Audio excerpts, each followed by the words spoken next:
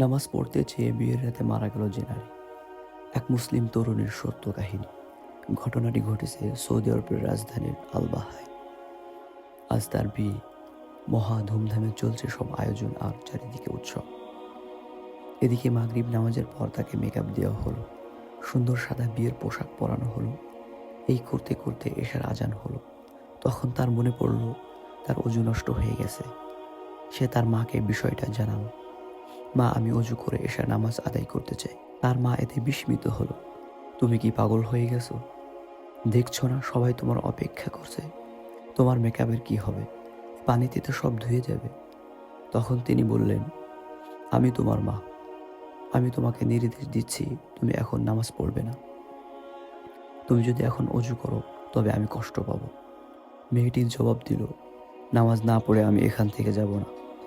মা, তুমি যাও, নামাজের মাফ নেই, মানুষ আল্লাহর অবাধ্য হতে পারে না। তার মা জবাব দিলেন, মেকআপ ছাড়া তোমাকে দেখে মেহমানরা তোমাকে নিয়ে কি বলবে? তাদের চোখে তোমাকে কি সুন্দর লাগবে? তোমাকে দেখে তখন তারা কৌতুক করবে। মেয়ে তখন বলল, মা, তুমি কি এই নিয়ে চিন্তা করো যে আমি সৃষ্টির দৃষ্টিতে সুন্দর কিনা? আমার স্রষ্টা নিয়ে কি ভাবো? আমি ভাবছি আমি যদি আমার নামাজ আদায় না করি তবে তার দৃষ্টিতে আমি সুন্দর হব না। মেয়েটি তখন তার অজু করতে শুরু করলো। তার সব মেকআপ মুছে গেল, কিন্তু সে ওসবের কিছুই পরোয়া করলো না। তারপর নামাজ শুরু করলো। যথারীতি নামাজ আদায় করতে লাগলো।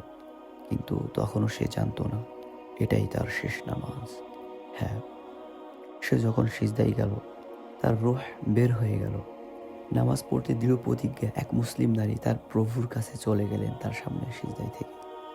নামাজ পড়তে দৃঢ় প্রতিজ্ঞা এক মুসলিম নারী তার প্রভুর কাছে চলে গেলেন তার সামনে সিজদায় থেকে। তিনি নামাজকেই সবচেয়ে বেশি গুরুত্ব দিতেন। মেয়েটি চেয়েছিলেন তার রবের কাছাকাছি হতে, আর নামাজেই সবচেয়ে রবের কাছাকাছি হওয়া যায়। কে তার চেহারা নিয়ে, কে তার সাজগোজ নিয়ে কি বলল, সে তার পরোয়া করত না।